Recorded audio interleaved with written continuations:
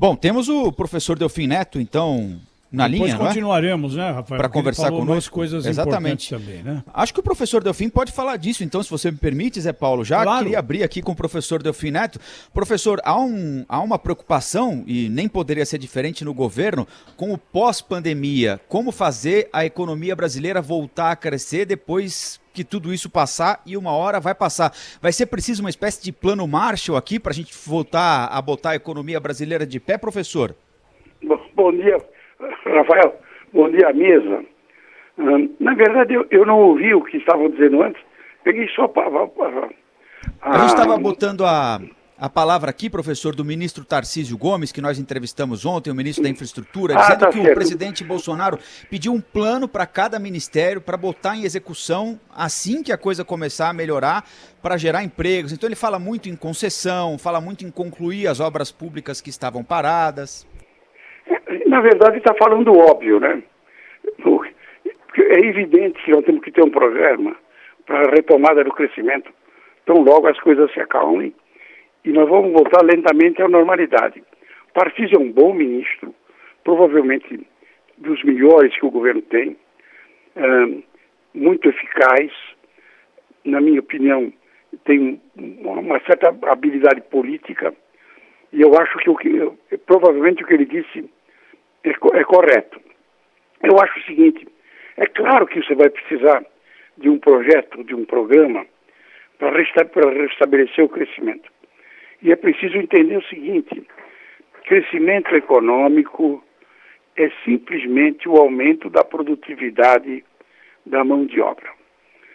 Para que haja esse aumento da produtividade da mão de obra, é preciso que haja investimento físico.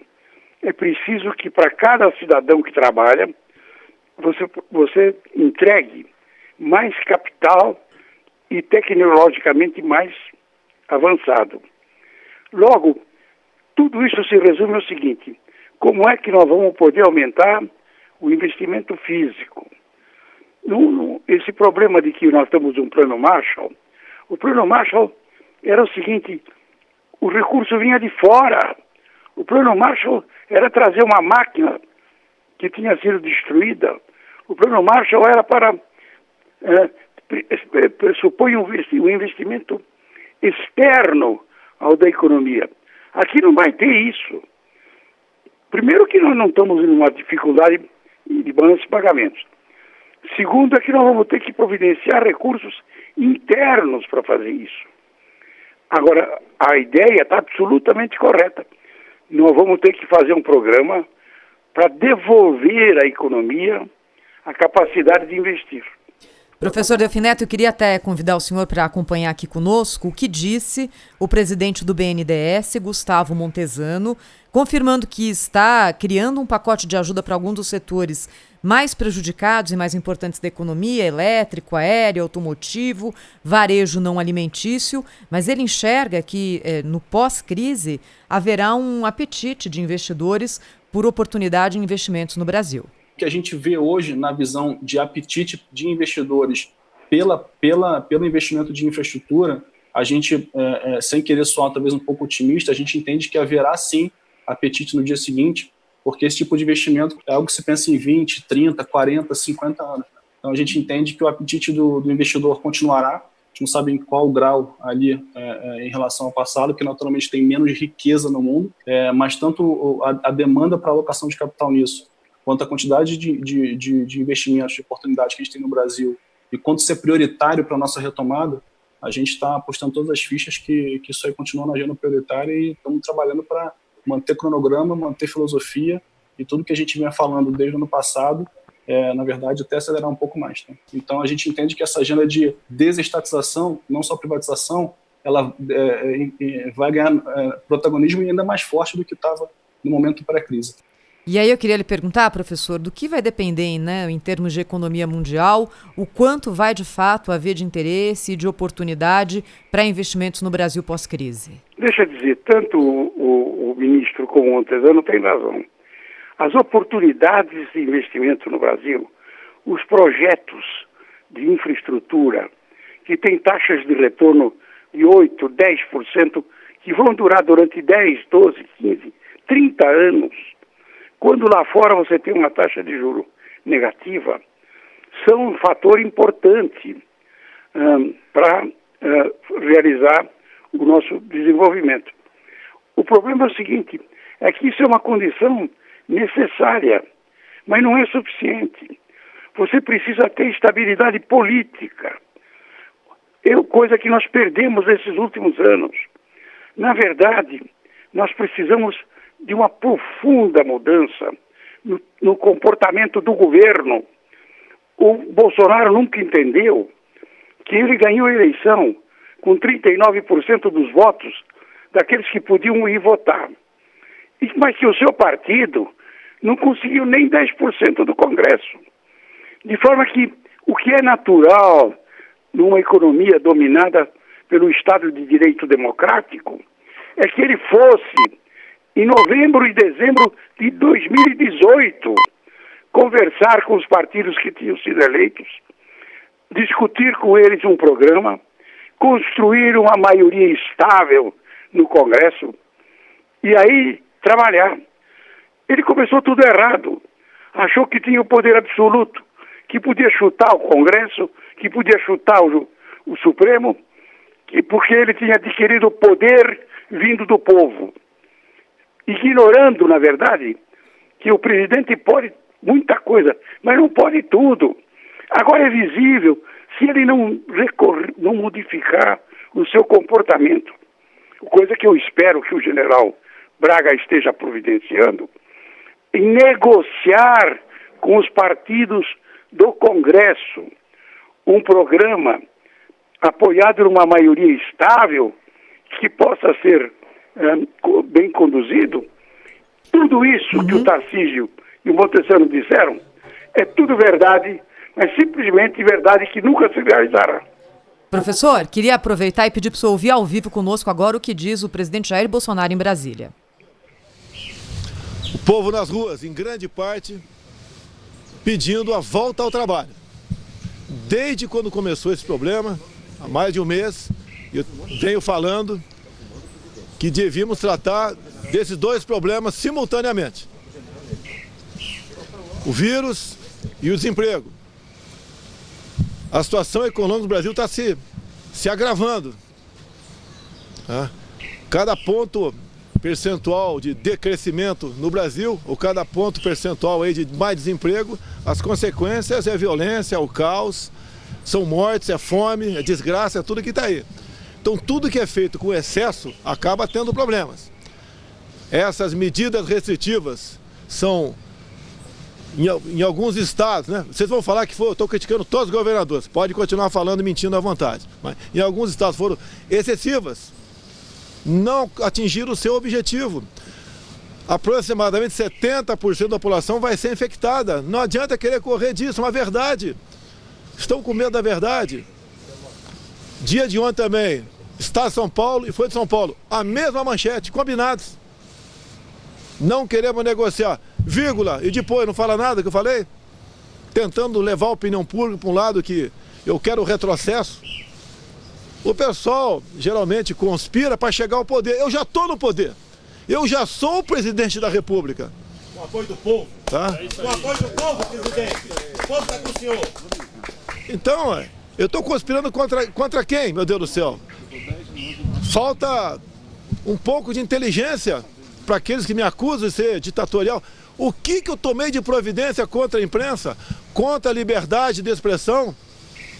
Eu, inclusive, sou contra as prisões administrativas que estão ocorrendo pelo Brasil, prendendo mulher de biquíni na praia no recreio, prendendo em Araraquara uma mulher em praça pública sozinha, prendendo lá na praia de Boa Viagem um aposentado da aeronáutica. Eu sou realmente a Constituição. Isso. E mais. Presidente, o senhor é estadista. E mais, eu tenho conduzido o Brasil orientado e fiel aos interesses do povo brasileiro. Nada eu faço que não esteja de acordo com eles. É isso que acontece comigo. Onde é que eu estou errando? Em canto nenhum, presidente. O senhor é estadista. O meu time não trabalha de madrugada. Meu time trabalha à luz do dia. Todas as pessoas escolhidas com critérios. alguns que porventura desviam dos critérios, a caneta vai funcionar. E é Bic mesmo. Tá? A caneta vai funcionar. Para isso que eu sou presidente, para decidir. Se tem que demitir qualquer ministro, demito. Não estou ameaçando, longe de ameaça. Não tem ameaça da minha parte. Agora, se desviar-se daquilo que eu prometi durante a pré-campanha e a campanha, lamentavelmente está no governo errado. Vá para outro barco, vá tentar em 22. Não sei essa conversa fechar. Aqui não tem fechar nada, dá licença aí. Aqui é democracia. Aqui é respeito à Constituição brasileira. E aqui é a minha casa e a tua casa. Então eu peço, por favor, que não se fale isso aqui. Supremo aberto, transparente, Congresso aberto, transparente. Nós, o povo, estamos no governo. Não vamos aceitar provocações baixas, provocações rasteiras por parte da imprensa que está aqui, me ouvindo aqui agora, com as exceções. Vamos transmitir a verdade. Olha a capa da Folha de São Paulo. Não queremos negociar. Diz Bolsonaro em ato em ato contra a democracia. Vocês estão cabeça onde? Tá um vídeo meu, que eu subi no carro ontem lá e falei, tá o vídeo lá. Queremos ou você é da Folha, não quer responder para a Folha. Qual é o teu jornal? Qual é o teu jornal? Qual é o teu jornal? Não quero papo com o Globo também. Tá?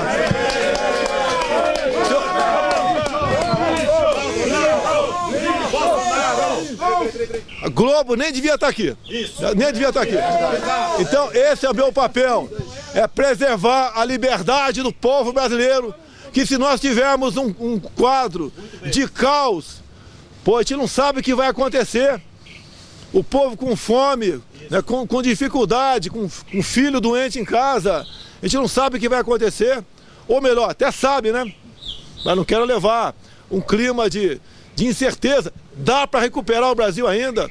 Eu espero que essa seja a última semana dessa quarentena, dessa maneira de combater o vírus, todo mundo em casa. A massa não tem como ficar em casa porque a geladeira está vazia. Isso, verdade. Queria um tempo atrás, algum ministro meu queria que eu colaborasse num decreto ou numa portaria para multar quem está na rua. Falei, não. Muito bem. Não. Quem vai na rua está atrás de emprego, está atrás de um ganha-pão, levar um prato de comida para o teu filho em casa. Não podemos tratar o povo dessa maneira. Devemos falar para o povo, calma, tranquilidade, 70% vai ser contaminado. Ou vocês querem que eu minto aqui? Vamos ficar em casa 10 anos dentro de casa preso, que está tudo bem. Não está bem. Problemas têm aparecido por aí, tem aumentado a violência dentro de casa. Né? Onde falta pão, todos brigam e ninguém tem razão. Essa é uma máxima verdadeira. Vamos encarar de peito erguido. E eu sou presidente para decidir. Não vou pecar por omissão. Respeito o Supremo Tribunal Federal. Respeito o Congresso. Tá? Mas eu tenho a minha opinião. Não pode qualquer palavra minha ser interpretada por alguns aí como uma agressão, uma ofensa. O povo na rua, dia do Exército, volta ao trabalho. É isso. Oi, 5 pessoas pedem desde 68. Olha, eu falei que eu vou responder aqui, não quero papo com vocês aqui. Quem não quiser ouvir, vai embora. Em todo qualquer movimento tem infiltrado, tem gente que tem a sua liberdade de expressão. Respeite a liberdade de expressão. Pegue o meu discurso, deve estar 2 minutos. Não falei nada contra qualquer outro poder, muito pelo contrário. Queremos voltar ao trabalho, o povo quer isso. Estavam lá saudando o Exército Brasileiro. É isso, mas nada. Fora isso, é invencionice, é tentativa de incendiar uma nação que ainda está dentro da normalidade. No que depender do presidente Jair Bolsonaro, democracia e liberdade acima de tudo. Muito obrigado a vocês. Bem, essa é a declaração do presidente Jair Bolsonaro ao vivo. Acho que ele já tomou o telefonema aí que o professor Delfim falou, hein, Thaís? Do general Braga Neto aí. Acho que o telefonema já rolou, hein, professor Delfim? Deixa eu lhe dizer, é uma boa demagogia, bem arrumada. Né? Na verdade, ele até falou algumas coisas que são corretas, misturadas com coisas absurdas. E essa aí ainda está dentro da normalidade, hein, professor? Ainda está dentro da normalidade. Perdão? Ainda está dentro da normalidade. Não Foi tem, a fala final dele. Eu não tenho a menor dificuldade de dizer que as instituições estão muito mais fortes e que tudo isso que ele diz não tem nenhuma consequência com relação à destruição do regime democrático no Brasil. Ele pode dizer o que ele quiser. Ele diz algumas verdades e diz muita bobagem. Mas muita bobagem. De forma que, o que é que ele está dizendo? Aliás, de acordo com o seu comportamento, ele não aceita nada que seja empiricamente comprovado. Ele acredita que o coronavírus deve ser obra de Satanás, como dizem os seus conselheiros evangélicos. Portanto, não tem o que fazer contra Satanás. E o pior, os discursos inteiros dizem o seguinte: eu sou o povo, esquecendo que foi eleito com 39% na eleição de 2018, de todos aqueles que podiam ir votar. Ele é parte do povo. Ele é parte do povo. Ele não é o povo. Em nome do povo, sou eu quem sabe o que o povo pensa. Ora, a voz do povo é a voz de Deus. Logo, ele é Deus. Boa semana, professor. Uma boa semana para os senhores também e para o Brasil, viu? Rede Bandeirantes de Rádio.